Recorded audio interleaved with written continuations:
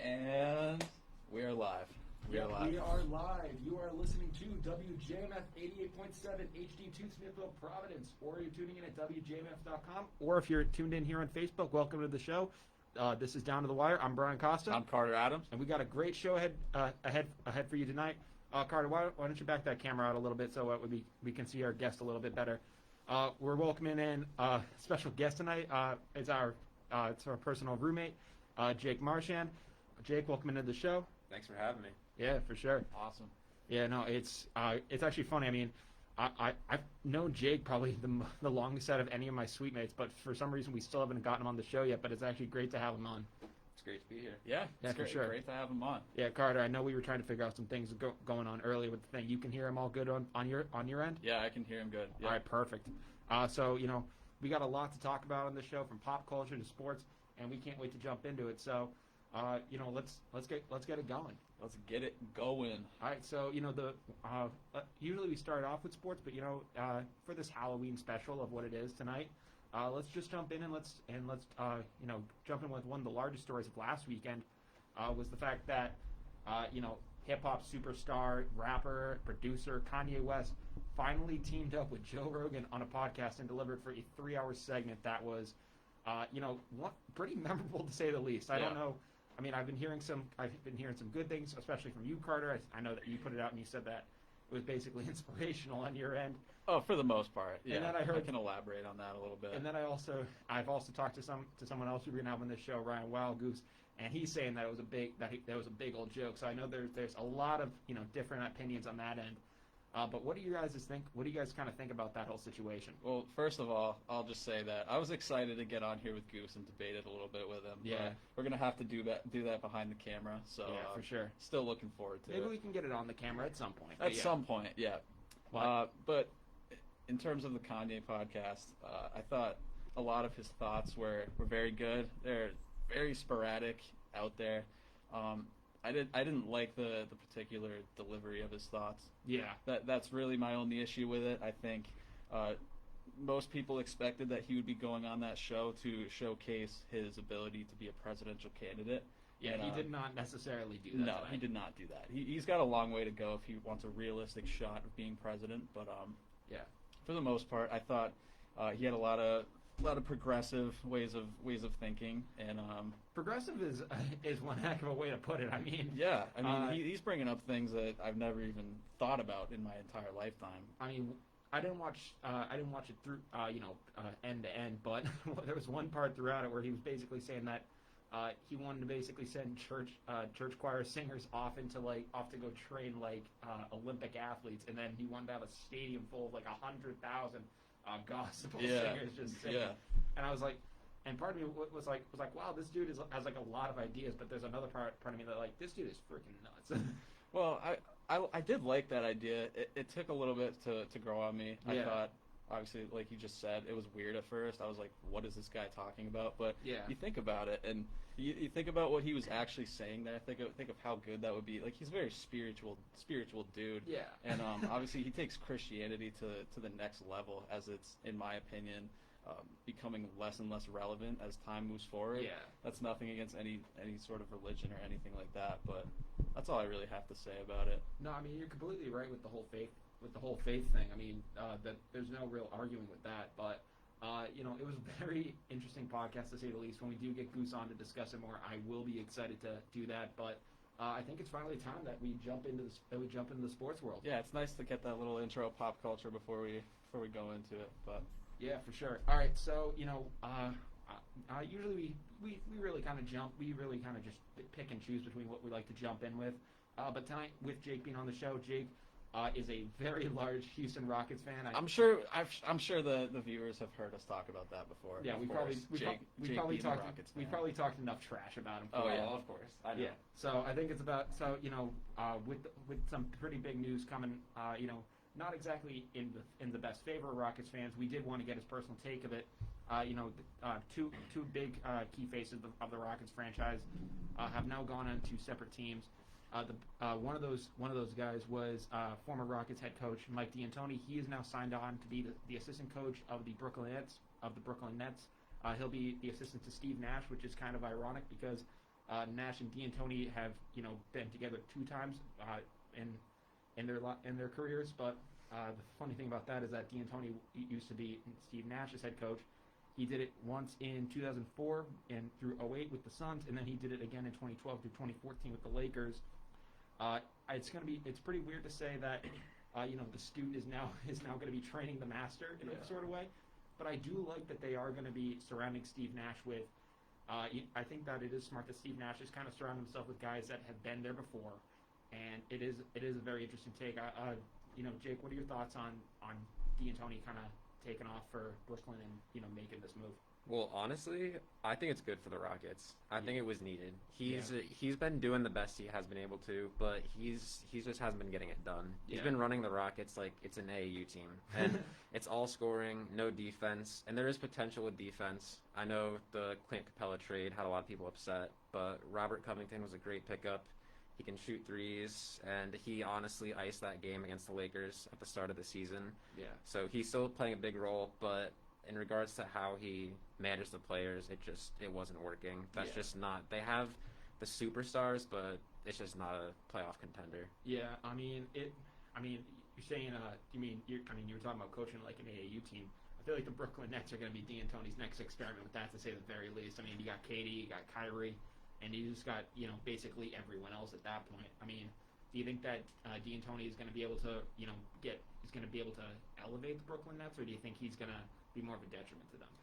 Honestly, that's going to be a tough one. We're going to have to see where that goes, because KD's been out for a while after he got that ACL tear. So we're just honestly going to have to see how KD's feeling, because KD's health is going to be a big determining factor for the Nets season. Absolutely. So I think that's, once we see where he is, I mean, I've seen videos lately. He's looking great. He's in the gym. He's fully participating in practices, but we're just going to have to see how he does on the court. Yeah, I mean, I know that I don't think the Nets are going to necessarily be doing the small ball kind of play that the Rockets were doing. I mean, they got Allen, I think, still at center. They seem to have a lot of talent still, going on their team, especially down low. I'm really trying to think as to.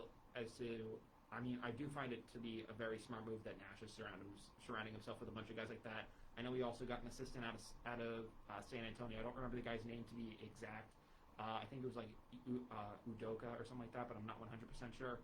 But I don't know about you, but I think that it is very smart of Steve Nash to be surrounding himself with these guys. He's now getting D'Antoni. He got he actually got another former player of D'Antoni. He got Amari Stoudemire to be a head coach there. What are your thoughts on the future of Brooklyn just in general? I mean, I know you're talking about it's going to be very dependent on Durant's health, but just the fact that Brooklyn basically seems like they have a new legacy kind of blooming. I think it's going to be fun to sit back and watch, because with D'Antoni at the assistant coach position, he's gonna want to push all offense, especially given the players they have. Kyrie Irving, obvious, very good offense player. Kevin Durant. It's going to be like a street ball offense with Kyrie. Exactly. So it's just going to be interesting to see how they combine Steve Nash's coaching and whatever Mike D'Antoni wants. Jake, this is something we talk a lot about on the show. Kyrie Irving's attitude. How do you think that is going to clash or work well with Durant? I don't know. It's really it depends on how bad they want it, because they're both to some extent they're in it for themselves. Kyrie Irving, he has an ego, and it's there. You can see the chip he's carrying on his shoulder. Yeah. But I think they both Kevin Durant has already gotten his ring. I don't know. Kyrie he needs to step it up, and he needs to accept the team player role. There's a reason why people are happy he's out of Boston. There's a reason why people like Kemba, because he's actually playing the teammate role that Kyrie couldn't. So he has to change his attitude. And for Kemba especially, it was almost kind of at least for the Celtics this year. I mean, I know they didn't get as far as a chip, which they thought they had a much larger chance of making. But especially after the second round exit, and looking at the Celtics before the pandemic, obviously, which really just shook up everything for all sports leagues alike. It really kind of did seem like addition by subtraction, which I know a lot of people had talked about, but I thought it was going to be far from the case. But at least in the regular season, and at least and for some early parts of the bubble, Kemba seemed to be helping that Celtics team. I am excited for what the Celtics can do in the future, especially getting even though this isn't going to be a normal off season, they will get a somewhat normal off season's worth of rest, and they'll be able to figure out and learn to play like this and be able to come back stronger. Definitely. Yeah. And then the other big move from a former Rockets player was obviously former Rockets GM Daryl Morey. He is now, I believe, signing on to become the president of basketball operations for the Philadelphia 76ers. Morey's kind of been known for a lot throughout his career, both as a GM and just as a personality. Obviously, personality-wise, he was known for kind of being one of the lone guys in the NBA for calling out the Hong Kong controversy when there were basically protests over there. He said free Hong Kong, and he got a lot of backlash from the NBA for that because of their market over in China. I know but he's also been able to, as a GM, he's been able to acquire a lot of talent. I mean, he got Dwight Howard when he thought that when Dwight was still, at a good point in his career. He got Russell Westbrook last year. He was able to mold the Rockets into that small ball team, which took them a little bit. I completely forgot he got Chris Paul at one point, and that took him to the Western Conference Finals. Basically, was one injury away from going to the finals, but Chris Paul's leg just completely negated that. Jake, from seeing what Morey has been able to bring to your team in terms of talent wise, do you think he's going to shake up this Philly team, or do you think that it's just going to be more kind of just getting them little pieces here and there? Honestly, it really depends how much he's going to shake it up. Some people have been hypothesizing that he wants to bring Harden with him. I saw that Stephen A. talked about that, and I was like, oh my goodness. See, that would be insane. Joel Embiid and James Harden, that would just be ridiculous. But I don't know. We're going to have to see how it goes. I mean, he also, like D'Antoni, he might just want to change of perspective. He might want to change it up a little. And who do you trade for? Who do you trade for James Harden though? I mean, I know you talked about Embiid and Harden, but I think Embiid might have to be the guy that's out the door. I'm agreeing with you. And getting Embiid down to Houston would be something else, just to say the least. You got Russell Westbrook, you got Joel Embiid. And a new Rockets GM would be shopping for a big man, especially after Daryl Morey made his mark on the organization. Yeah, especially. I think a pick and roll between Russell Westbrook and Joel Embiid would be something. Oh yeah, that would be really beautiful. That would be really special. I mean, I know a lot of people are talking about the Rockets never wanted to get rid of James Harden. I know there's some people that are really big hardos on that, but I think if the Rockets could be in a position to have a really solid offense between Russell Westbrook as point guard and being just the physical beast that he is, and having Joel Embiid just dominating down low and still able to shoot from distance, that's a team I think that could really compete. Well, I think something you have to consider too is James Harden's on a $256 million contract. Yeah. Russell Westbrook's only on 80. That's a lot of cap space for the Rockets. That's so much money. If he goes, you could bring a lot in. So it just depends what they're shopping for. Yeah, that's why I always have said that the Rockets shopping James Harden is the move. Yeah, it is. Yeah. As a Rockets fan, I genuinely hope they do, because he puts up stats, but as I've been seeing in recent years, he's just in it for himself. It's all about the stats. And this is coming from a Rockets fan, people. Yeah, I know. A Rockets fan. You got to get that through your skulls. I mean, the fact that even a Houston Rockets fan, you're not from Houston, but we'll get to that on a different thing. Oh boy. Kid from Western Connecticut here is a Houston Rockets fan, but okay. But anywho, I do find it interesting that even Rockets faithful in quotation marks would still be eager to consider shopping a guy like Harden, who might go down as one of the most prolific scorers, at least of our era. Yeah, maybe the guys that live in Houston have a little different mindset on the James Harden issue. But Jake, I know how big of a Rockets fan you are. How long before you're a 76ers fan after all of this? Never. You got that Harden poster in your room, man. I'll have to get a different one. We can talk about that another time. Yeah. And I do kind of find it funny that you were not funny, but interesting that you brought up Harden scoring a lot of stats, basically kind of just being like a stat patter. And I do agree with you. But I also kind of found it ironic that they brought in a guy like Westbrook, who when Kevin Durant left, and maybe it made a little more sense that with maybe the lack of talent that he had in OKC, Russell Westbrook was doing very similar things. He had to pad stats, and he got an MVP out of it. Same thing with James Harden; he was able to pad stats, and he got an MVP out of it. Do you think would you feel more confident with a Joel Embiid Russell Westbrook team going forward, or would you or would you want to see this, or do you have any inkling of trying to see the Rockets run it back with anything close to what they had? Honestly, that's really tough to say. I'd like to see some change because I figure Mike D'Antoni's out, so you might as well, if you're changing that much in the organization and Morey being gone as GM, like you might as well just go all the way. And I understand it's difficult to ask an organization to get rid of James Harden because he's essentially their brand. They brand their team around him, and it's kind of ridiculous how much they do it, but I don't know. I think, like, you're right how they're both, like, chasing for stats. And, like, some nights it works. Like, there have been some nights where, like, they both get triple-doubles. They combined for 80. You told me, like, how they both, like, went off. I know you went to a game against where the Rockets were playing up in Boston. Yep. I forget who didn't Russ kind of have, like, a better game that night? Yeah, Russell Westbrook had a 41-point game. I do remember that. Yeah. Was that the game that Brown put up when Brown put up the buzzer beater? Yeah. Dude, I remember being at home watching that game, and I was like, I forget why I was home, but I was watching the game at home with me, my brother, and my friend Pat Edwards, and we were just watching that game.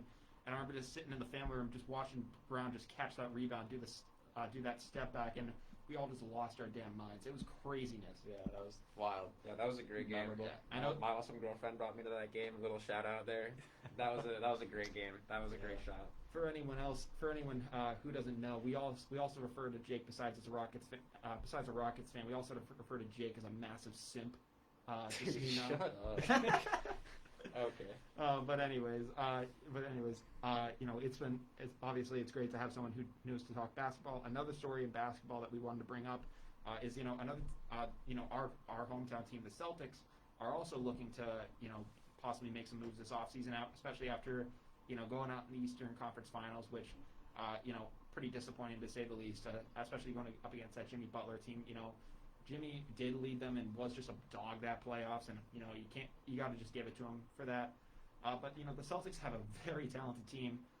One of the moves that's been talked about, I believe, was at least for the most part that's drawn at least some interest out of Boston, is apparently a Gordon Hayward to the Indiana Pacers trade. Please, anything to get rid of Gordon Hayward. Yeah, and I guess possible returns in the trade could include Miles Turner. Which would be huge for Boston. That would be big. Because of all the things Boston has been lacking, similar to Houston now, has been the big man. Yes. And getting a guy like Miles Turner up in Boston would be huge. It would be huge. I know.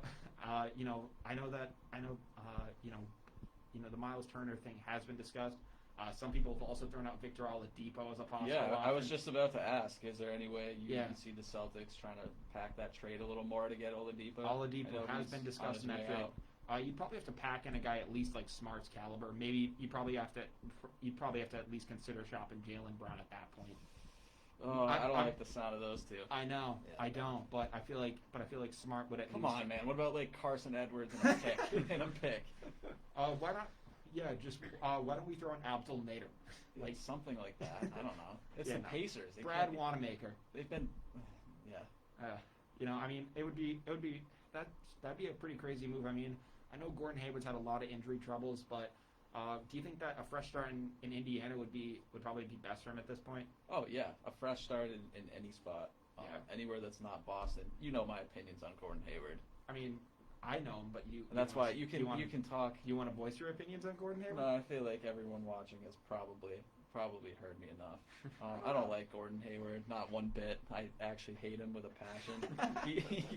He's Brad Stevens' little boy, and I think that he's been on the Celtics ever since his injury for some sort of emotional attachment reasons. Yeah. And that's all I really have to say about Gordon Hayward. That emotional attachment reason is actually kind of something I kind of think about, because it reminds me of another move that happened up in Boston. In 2015, the Boston Red Sox were in last place in the division. They were doing horrible at this point. Yeah. And the manager, John Farrell, at the time, who was responsible for leading that 2013 squad to a championship. He was diagnosed with cancer towards the end of the season, and he basically ended up, he sat out the rest of the season. Ron Renicky, the assistant coach, took over, and the Red Sox had one of the better records in that final stretch of the season than the most competitive teams in baseball at that point. And it was actually really interesting. But But then I believe Farrell stuck around for I think 2 more years after that when it was almost kind of considered that if he hadn't been diagnosed and gone to and basically was taken out of the lineup and basically taken off the field in such a way, he might have been fired that offseason. And a lot of people felt that maybe for possible like sympathetic reasons of what he was going through, he was kept around. We were all praying for John Farrell to get better from that diagnosis. Not wishing him to, not saying that we wanted him to be fired in the midst of that. Yeah. But it is kind of an emotional attachment thing similar to that, where nothing to the caliber of John Farrell having cancer and Gordon Hayward having a shattered leg. I mean, I'm not saying that we weren't like at that point, trade him or fire him. He still sucks. Yeah. Like no, we obviously have hearts here. Yeah, no, you're but right. But looking back on it with almost kind of like looking back on it like in retrospect, a lot of people go, oh well, that guy would have been fired after the season if that didn't happen. Yeah, exactly.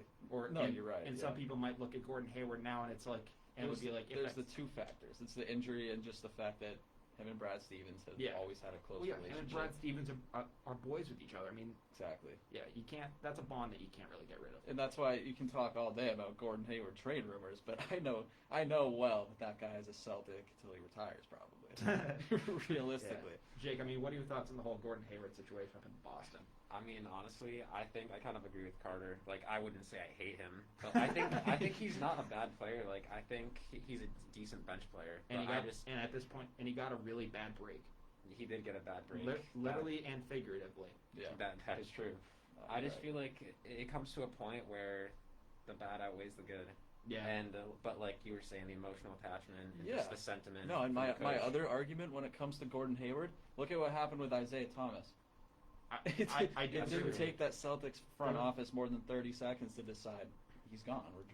He's leaving. Like there is a lot of facts to that, and especially since Isaiah Thomas has never been the same player since the Celtics got rid of him. Exactly, and he didn't only have an injury. His sister passed away, and he came back and played those playoffs still. Now, I mean, Isaiah Thomas. I mean, however, that was something that happened to Isaiah. And no, you're right. But if there's going to be emotional attachment to any player, you'd think it's going to be someone like Isaiah Thomas over Gordon Hayward. Yeah, what's the hype about Gordon Hayward? Yeah, I mean, I understand that, and I mean, obviously, Isaiah Thomas had that tragic injury, and like him, like John Farrell, and like Gordon Hayward, we were all rooting for him to get through it. And he came out and he gave a 53-point performance of his lifetime. Yeah. So I mean, Isaiah Thomas, when he was traded, I mean, there were a lot of Celtics fans up in arms just saying, how could Danny do this? How could Danny do this? Yeah. And Isaiah's never been the same player ever since. And I know that there are still Celtics fans that are calling for a possible Isaiah Thomas reunion. Yeah. I mean, for the most part, that man ended his career, though. Yeah. The more you think about it. He left it all on the court in Boston. Yeah. Easiest way to put it. Now, I know I said there are some Celtics fans calling for a return to Boston. I am one of them. I don't care if it's on the bench or whatnot. I would love to see that. Yeah, I'd love to see it, but we already have enough players that are short. Kemba Walker, Brad Wanamaker. It's so true, though. Like, at least spend that money you'd spend on Isaiah Thomas on someone with some height. I mean, at least if you have Taco Fall, it averages it all out. Oh, yeah, exactly. But that's really all I think we have in the NBA so far. Let's jump over to the NFL. Sounds good. So we were talking on Wednesday's show basically about it kind of came up during the show that there were some trade rumors going on with Patriots cornerback Stephon Gilmore during the show. We really didn't have a lot to react on at that time.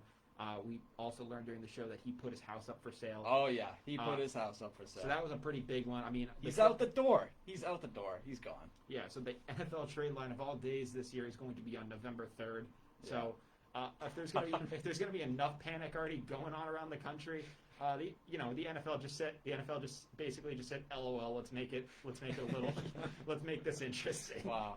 A lot of headlines on Tuesday, November 3rd. It's also Jake's birthday, too. Yeah, 100%. Yeah, Jake, that's going to be just He's going to be 14 this year, everybody. I wish. On my birthday. Can't wait. That's going to be a hell of a day for Jake. Yeah. Happy birthday to you.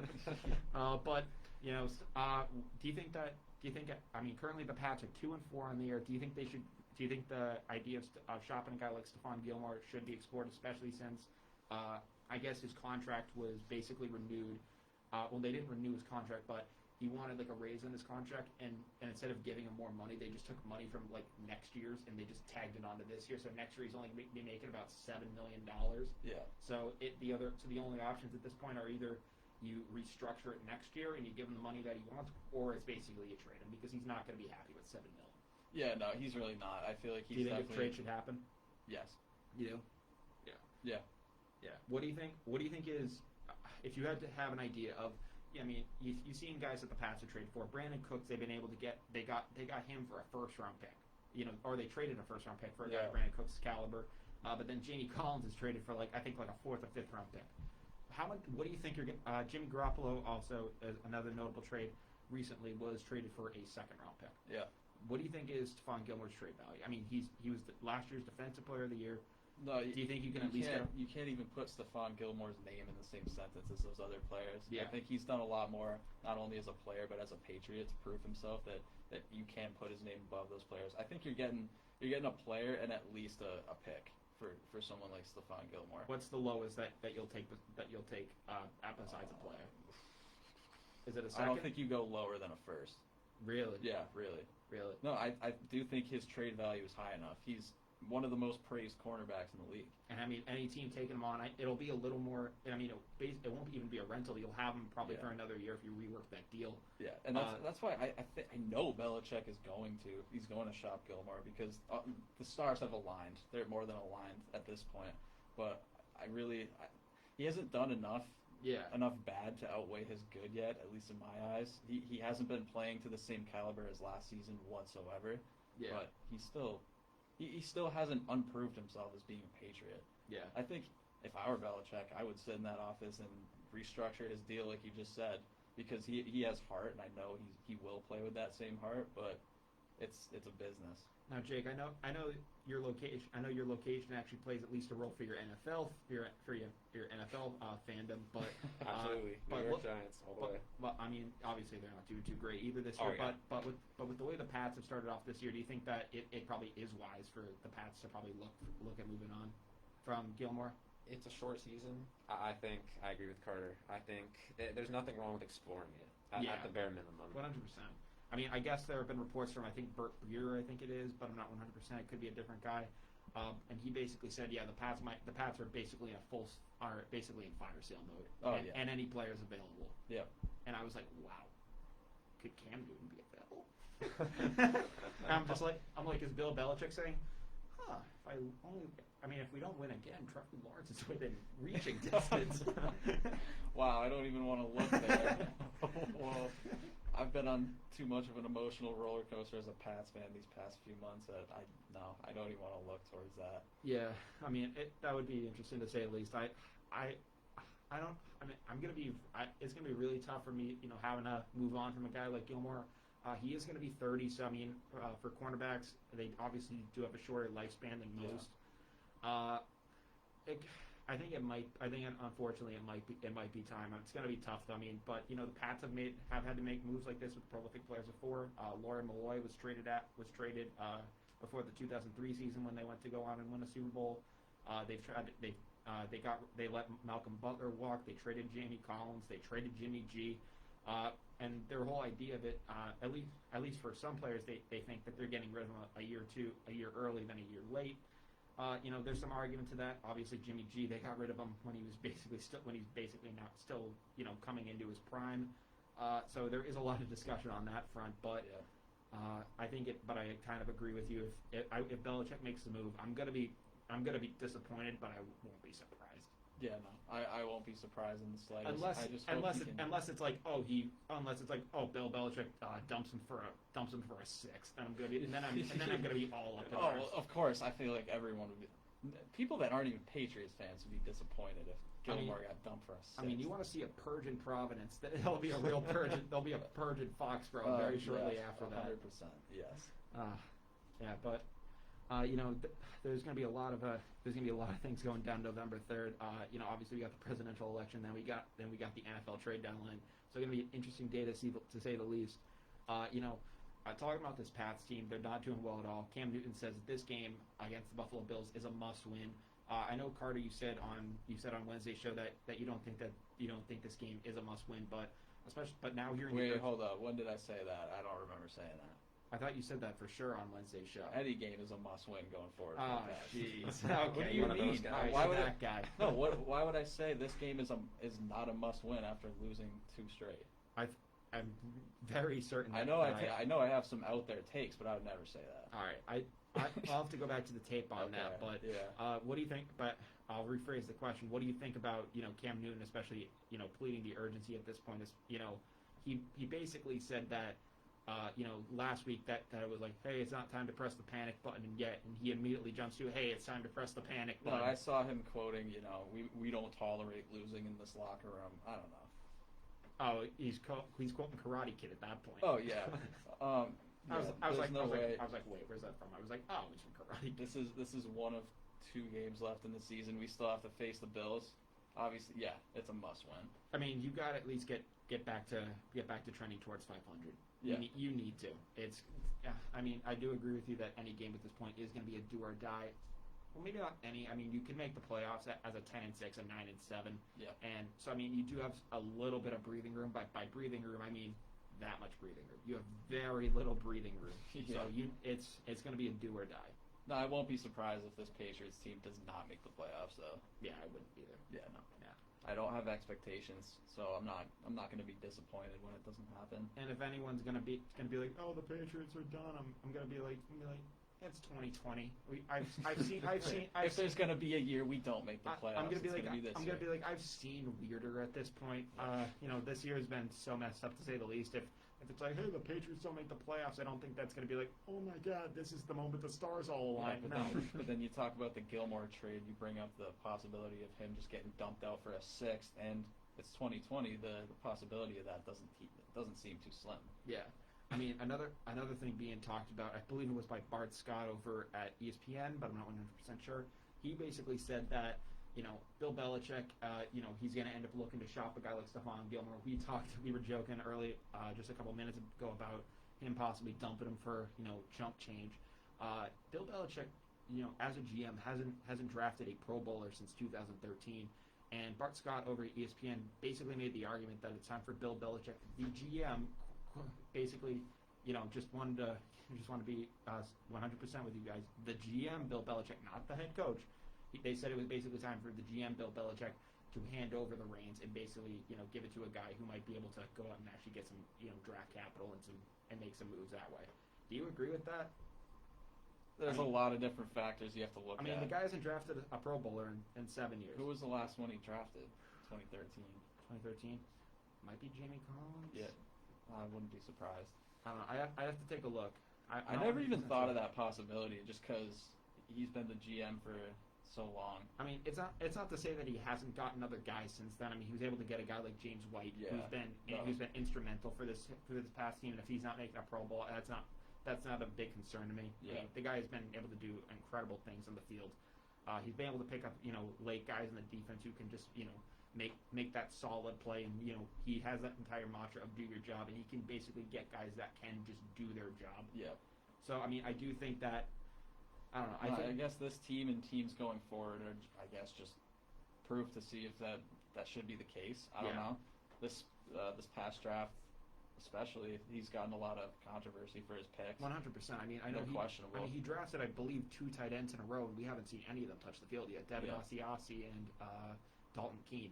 And it was supposed to be like, oh, these guys are going to be the people who this, and it was like, oh, Gronk's out the door, but we got Dalton Keene and we got Devin Asiasi. And I also just don't see Belichick working as effectively if he has someone else telling him which players are going to be put onto his team and which aren't. I do agree, and that's going to be the problem. That would be the big drawback, which I think people like Bart Scott over at ESPN don't recognize. Where it's like if Robert Kraft, who has stepped in a lot of times, maybe for Pats fans who liked some of the ideas of stepping in, especially when it came to keeping Brady when Belichick had thought about possibly trading him to the 49ers instead of Jimmy G, and other things that come up.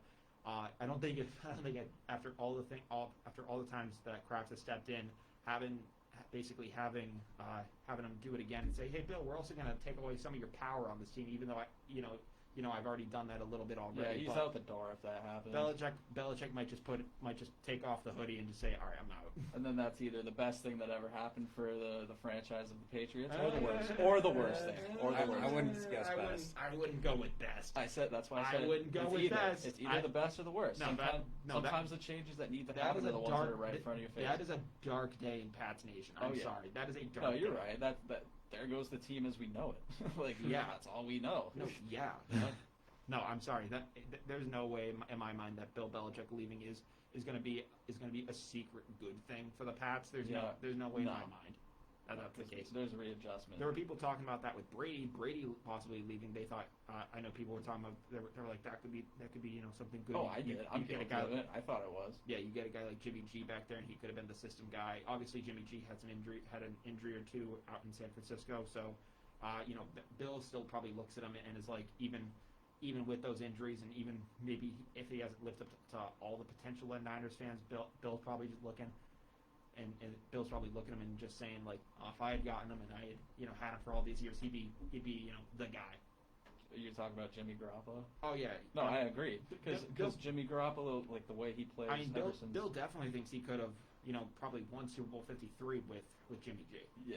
No, I agree with that. But Jimmy Garoppolo, ever since the Super Bowl and into this season, he plays like he's missing 2 seasons of rest on the Patriots bench. He really does. Like, dude, you can just tell something Jimmy is missing. G just coming off that bench was something else, man. Especially in that Brady injury stint, dude. He was chucking missiles, dude. Yeah, he impressive. Yeah, 100%. Yeah. Let's see. There was also some news that Andy Dalton, quarterback over on the Dallas Cowboys. He's currently in concussion protocol. Oh yeah, I did see that. He's currently being replaced for the GOAT Ben DiNucci. Yeah. I don't know if you know about him. He's a rookie quarterback out of James Madison University. So yeah, complete superstar. Going to be the next. Doesn't it seem kind of fishy that maybe a few phone calls later, Jerry Jones is first in the race for tanking for Trevor Lawrence? Oh, I find it a little interesting. I find that a little interesting too.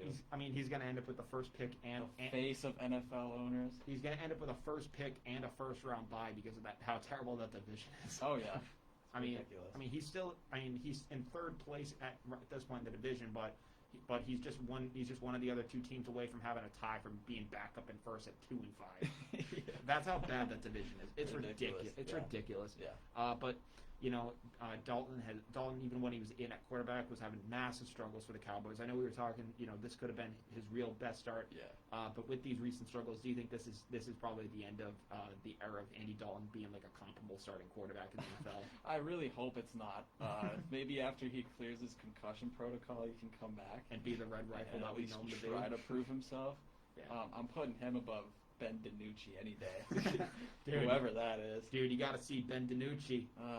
Ben DiNucci, you got to see. I think really this is just the end of the Dallas Cowboys as we know them. Not that was anything special.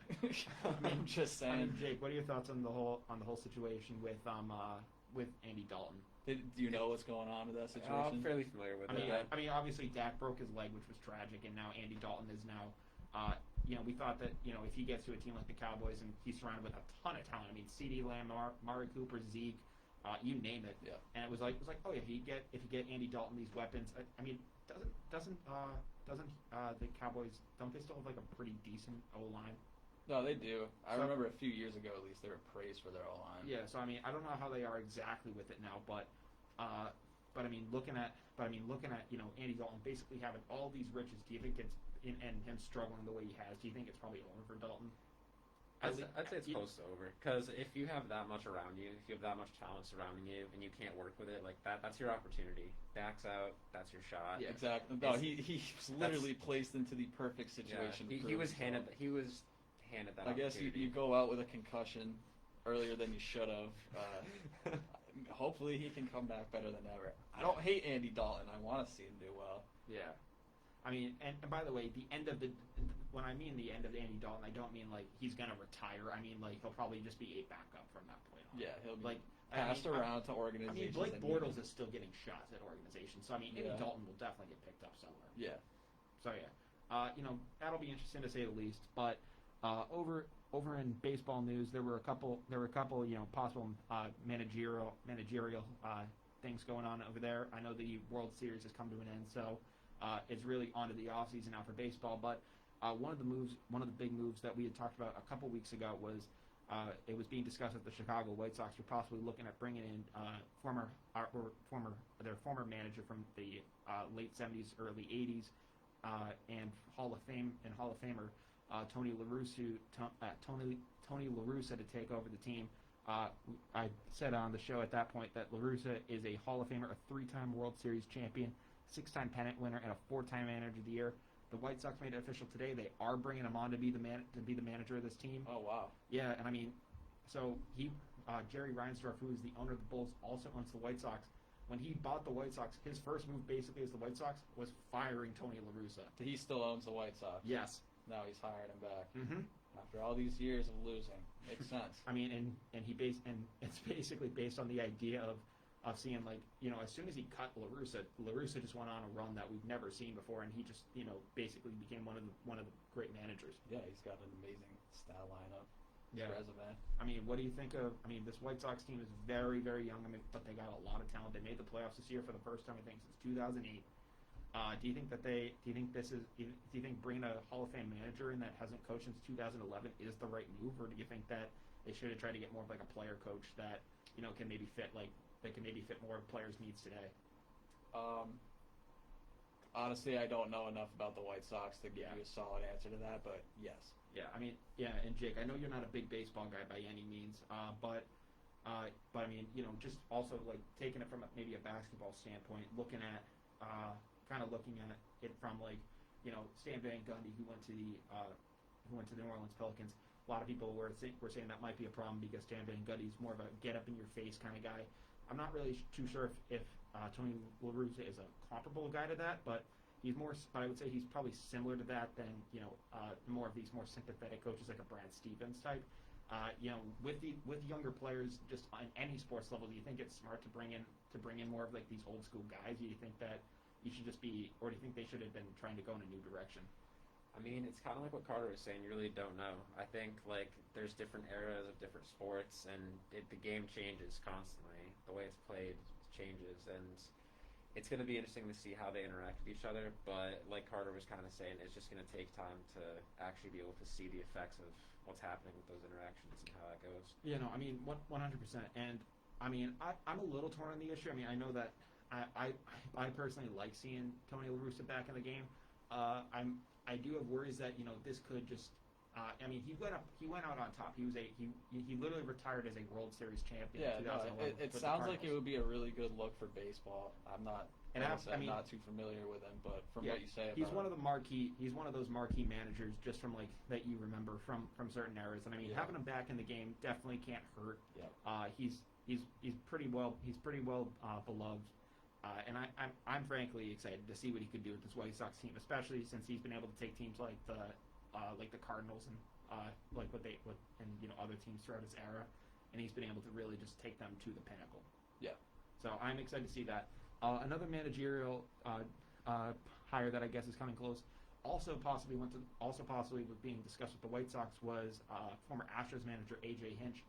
There were discussions about him possibly going to the White Sox, but it has come out today that he is going to become the next manager of the Detroit Tigers. I think I said it, but Hinch obviously was the manager during that now infamous 2017 Astros cheating scandal. Yeah. He was suspended for a year by baseball, and the Tigers manager last year, Ron Gardenhire, he retired like basically with a month left in the season and just said peace, I'm out. Yeah. Actually, no, it's probably like a week left in the season. Correction on that, but he basically said, "Hey, I'm out. I'm done. I'm old. I'm gonna go hang with my grandkids." No, literally, I think that's what he said. Yeah. And he just said, "I'm done with this." And you know, Hinch was touted for really being able to bring together these young guys, but now his legacy has really kind of been tainted with this science stealing scandal, which. I don't know if it's that I don't think he was the guy behind it, but it was basically that he didn't stop it that caused a lot of trouble. Do you think that it's good do you think this is a good move for the Detroit Tigers, or do you think that, you know, Hinch should just be out of baseball at this point? I like the Tigers. I really do. They're probably my second favorite team. Really? Yeah, just because of, like, family. Oh, sure, yeah. You said you got I've actually been there. Where do they play? Comerica. Comerica, I've been there. Yeah. Really? I saw Verlander pitch in like 2011, 2012. Oh, that was MVP. It was, Verlander. yeah, it was like World Series years. Yeah. The Tigers. I saw Prince Fielder play as well. So Jim Leland was obviously the coach during that team, and Jim Leland, love him as a head coach. He seems like he was a great guy for baseball. I mean, he obviously retired too, and I mean, he probably won't be coming back anytime soon. If he did, that would be amazing. But basically, the Tigers, they were, like you were saying, around 2011, 2012, even 2013ish. They were pretty much the team in the American League until the Red Sox in 2013. Took them out that year. And they were ridiculous before any other team had some of those. Yeah, Miguel Cabrera, who was the Triple Crown winner. I mean, they were literally at the top of baseball for a while, and they just weren't able to crack through and basically take out the Giants, which and their one World Series appearance. Yeah. In 2014, I remember they went out and they made crazy moves. They had Max Scherzer on the team. They had Justin Verlander. They traded for David Price. They also had, they had Anibal Sanchez, who was really good also that year. So they had a really, really solid pitching staff. And people were like, oh, this Detroit squad is going to just go to the World Series. And a lot of people thought they were also going to face the A's, who traded for John Lester and Jeff Samardzija, and I think also at the time had, trying to think what his name is, Sonny Gray. So it was just a lot of people thought those were going to be the teams that meet in the ALCS to determine who goes to the World Series. And it was going to be one of the great pitching matchups of all time. Obviously, the A's in 2014 had a massive collapse after the trade deadline and got eliminated by the Royals in the 2014 wildcard game. And the Tigers had a very similar collapse. And basically, David Price and all the other guys couldn't live up to the hype. And basically, I think they went out. They went out by way of the Baltimore Orioles in the 2014 playoffs, and ever since then, they have fallen from grace and basically are now bottom feeders at the bottom of baseball, get high picks every year in the MLB draft. Here's the thing, I know of all the ways to probably get back to the top of baseball, this is probably like one of the least favorite ways I'm seeing it, but to see when I remember seeing the Detroit Tigers at the top of baseball, they were a very formidable foe, and I kind of respected how good of a team they were. It was Miguel Cabrera, Prince Fielder. They traded for Jose Iglesias at the time, which I thought was crazy. Was Melky Cabrera on that team? I'm not 100% sure, but there was someone else on that team. I forget who. But I remember they just had the pitching. Oh yeah, and the pitching, 100%. Yeah. And I remember the one bad part of them was their bullpen, but besides that, I remember them just being unstoppable. Yeah. And I remember when the Red Sox beat them, I thought I was like they just won the chip. I mean, obviously the Cards took them 6 games in the World Series, but I think having the Detroit Tigers, working back towards being one of the best teams in baseball, I see it as a good thing. Exactly. Yeah, I can't complain. Yeah. And then finally in baseball news, also going along with the Astros cheating scandal. The Boston Red Sox have apparently been in multiple talks at this point since with their former manager Alex Cora about a possible reunion in Boston. Mm-hmm. Cora was fired this year as he was suspended by baseball for 1 year for his role in the cheating scandal. They weren't allowed to talk to him legally until basically the day after the World Series, which and basically in that short time after the World Series, they've already had 2 meetings with him. They're about to have a third. So it seems imminent at this point that they're probably going to end up looking at bringing back Alex. Do you think this is a good move for Boston? Who, they brought him in 2018. They won the World Series 2019. Had pretty much a World Series hangover. Had some injuries that kind of really took them downhill that year. I think they still have one of the best offenses in baseball, but their pitching was just awful for some reason that year. Do you think it's a good idea to bring a guy like Cora back? I think it's a good idea. I don't think it's a good look. Yeah, Yeah, I agree. It's kind of tainted goods at this point. There's a lot of significance there that it can do. They can bring a lot to the team, but from a fan standpoint, you just lose a lot of pride. Yeah. For your team. You know exactly what to expect from him as being your manager, but it's not a good look. Yeah, I mean, here's the thing. Good move, good look. I kind of agree with you on that. Yeah. And I think that a lot of Boston fans will take Cora back with open arms. I don't think that there's going to be a lot of backlash from Boston fans. Now, obviously, the national media might have more of a frenzy with it than anything. But, I look at the New York Yankees who, I said this a couple shows ago, probably like maybe a month or so ago. George Steinbrenner was suspended twice by baseball. Once was for life, and he was let back into the game, and he's still marred as one of the great president of baseball operations because of the dynasty he won in the 90s. Yeah. And if Cora can come back, and I know the Red Sox this year had a terrible season. I think it's the highest draft pick they're going to have since since 1967. So they had a historically bad season this year, even though it was only 60 games. I think that getting a guy back in that could maybe rally these players in a way that Ron Renicky couldn't. I think getting Cora back might be the move. Mm-hmm. I really do. Yeah. But then, finally, before we end up going down to the wire, I wanted to discuss something in NCAA football. It has come out that Clemson quarterback Trevor Lawrence has been diagnosed with COVID-19 and will miss his game versus Boston College. Does this? I mean, obviously, I don't think this changes anything about where Trevor is going to be going in the draft. But I mean, what are your thoughts on just the fact that Clemson's star QB is now going to be out? It doesn't surprise me. We talk all the time about how it might just, for a few years at least, have to be like an injury kind of thing you look at. But it's made its way into college, and that's no surprise, though. Yeah. Yeah, no surprise. Yeah, I mean, I know supposedly he's a very good boy, Christian man. I mean, here's the thing. They're facing BC, so that means that they're only going to beat them by 40 now with Trevor Lawrence out at quarterback instead of by 70. Because the BC football program is something else that we could talk about at a different time. Yeah, could not have been a better game for this to happen. Oh, 100%. If this was Alabama, they'd be screwed. But you think about BC, and that is something else I really would want to get into on another show, especially since could you imagine how fun it would be if the New England area had a competitive college football team that we could rally around? Yeah, no. Can you imagine how fun that would be? And it's certainly AP and UMass. I mean, yeah. No way. I mean, obviously we have Bryant and all that stuff here, but in terms of a real competitive national thing with a giant stadium full of fans. BC is the best shot, at least around exactly. here. I mean, they really haven't had anything like that since Flutie. Yeah.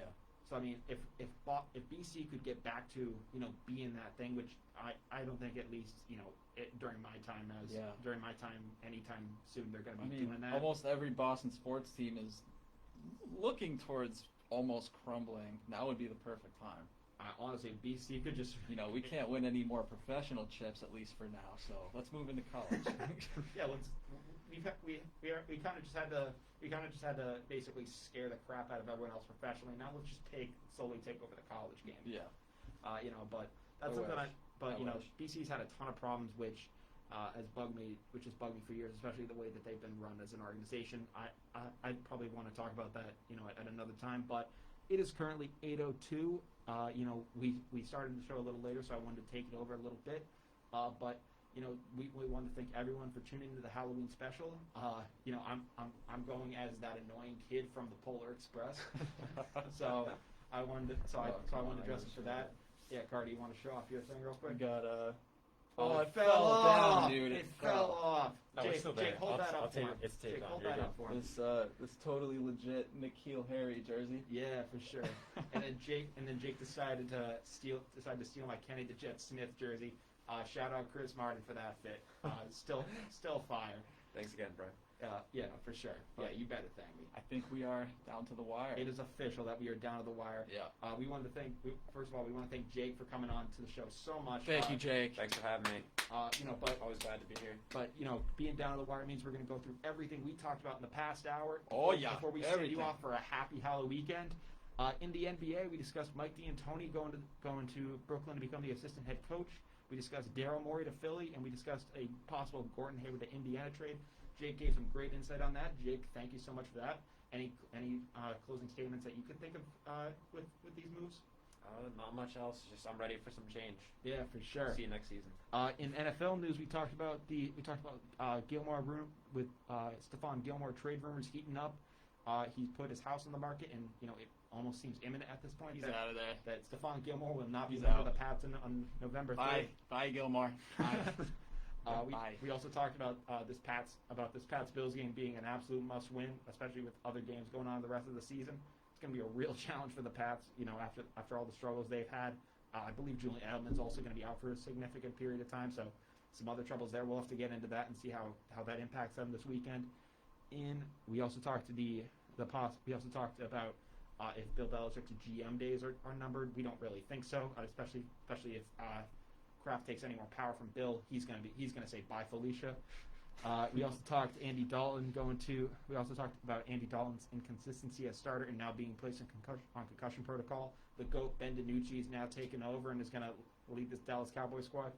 Obviously some troubles there. In MLB news, we talked about the managerial hires of Tony LaRussa to the Chicago White Sox and AJ Hinch to the Detroit Tigers, as well as the suspected rumors of Alex Cora going to the Boston Red Sox. And finally, we ended things out with Trevor Lawrence being diagnosed with COVID-19 and being replaced by, I guess, true freshman. I don't even know how to say that guy's name. DJ Ugalele. I don't know how to say. Well, if he's it. anything like Tua, he's going to be good. Oh yeah, true. Yeah, just a long ass name that no one can say. Exactly. Yeah.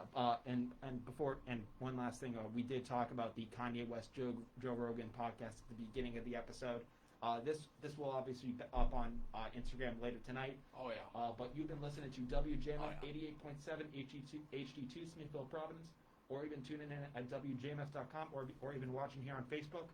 But from Down the Wire, I'm Brian Costa. I'm Carter Adams. I'm Jacob Marchand. And we hope you have a happy Halloween and Merry Christmas, you filthy animals. Yeah, thank you guys so much for the support. Let's see you guys.